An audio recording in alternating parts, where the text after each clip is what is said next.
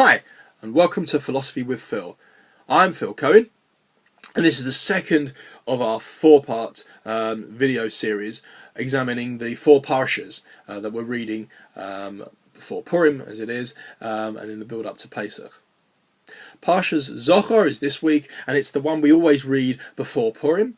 It talks about the commandment to remember the attack of the tribe of Amalek on the Jewish people as they left Egypt. It's described in Parshahs Parshahs, which we read not long ago, funnily enough. And the laning, although the laning, the commandment we read is much later on in the Chumash.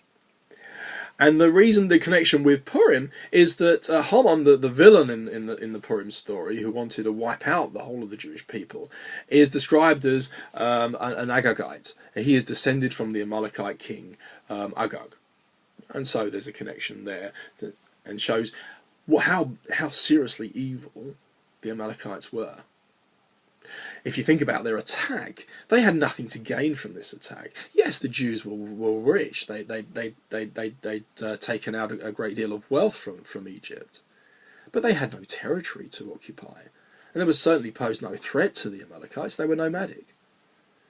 So there really was no threat or no benefit to the threat from the Jewish people. And there was certainly no benefit to the Amalekites in the attack. They just did it for the sake of doing it. So I want to look at what is evil and how Judaism approaches it. To do that, we're going to draw from the writings of Hasidus.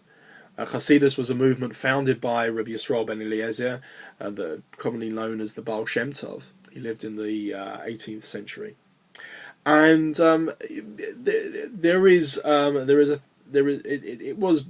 is said that it came about as a backlash against the Haskalah, the Enlightenment movement, which was triggered by a lot of people wanting to intellectualize their religion and go off and study philosophies and other intellectual pursuits. As well as Rabbi Yisrael will also be drawing on the teachings of Rav Nachman of Breslov, a personal favourite of mine. He was the great grandson of the Baal Shem Tov, and he too lived in the late 18th and early 19th century. I'll start by saying that acts in themselves cannot be evil. Someone takes a knife to somebody else. It may seem like an evil, but it's actually it's an innocuous event, because it could be a surgeon that's taking a knife to someone to cure them, to help rid them of a disease. But on the flip side, yes, it could be a murderer, it could be a terrorist. It could be a soldier defending himself from someone else or preventing a further attack.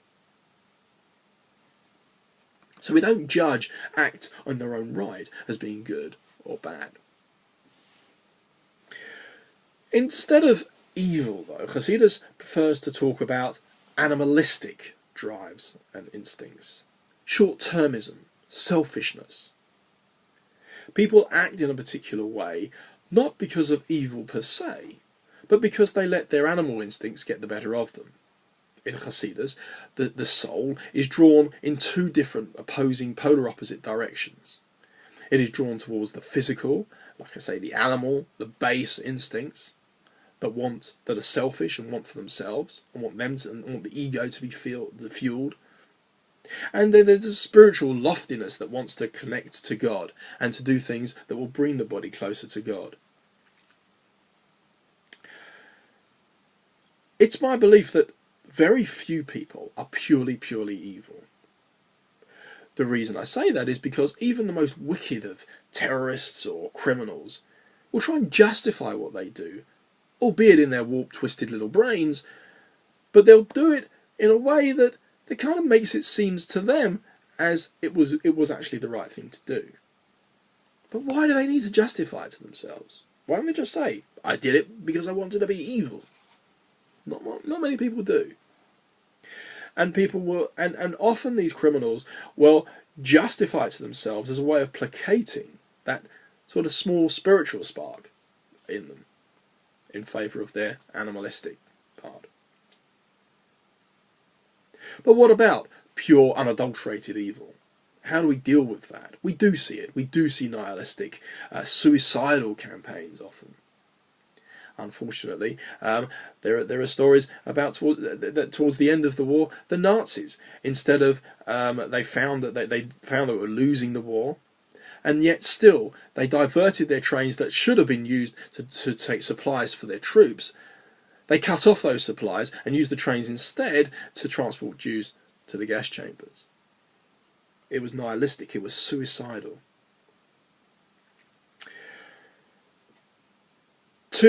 To explain our approach to this, I want to draw on a story and an explanation of that story by the previous chief rabbi, Lord Sachs. The story is perhaps a famous story in the Torah, in the Bible. It's in Genesis chapter 31, verse 25 onwards, and it talks about the fight between Jacob and the angel, the archangel. The archangel of Esau. In Judaism, we believe that each of the nations has a guardian angel. Esau was the arch nemesis of Jacob. He was his twin brother, and couldn't have been more different. In fact, Esau was the progenitor for Amalek and their tribe, and he really was the embodiment of evil. The way that the Torah introduces this this episode, is it says, "Vayivazer Yaakov levado," and Yaakov was left alone. "Vayavek ish imo," and a man, and that's ish is a word typically used in the Torah to describe an angel. Vayavek ish imo, and a man wrestled with him. Now in Hebrew, we often use words in three or four different contexts to mean three or four different things. And the word v'avek does mean wrestle, but it can also mean grapple, or it can also mean embrace, hug, cuddle. We can understand this to mean that that Yaakov wasn't just fighting with this angel, but he was trying to grapple with it. He was trying to come to terms with it. He was trying to bring it in. He was trying to draw it close. He was trying to understand it. He was trying to get his hands around it. He was trying to physically come to terms with what it was and what it stood for, as the embodiment of pure, unadulterated evil. And that's, as Jews, what we do. We try to come to terms with it, yes, but not just that, to take it a step further. What can we learn? What can we do? And how can we learn for the future? Shabbat Shalom. Thanks for watching. Hope you have a great Shabbos. And I hope you join me again for next week when we talk about the enigmatic Parsha of Parah.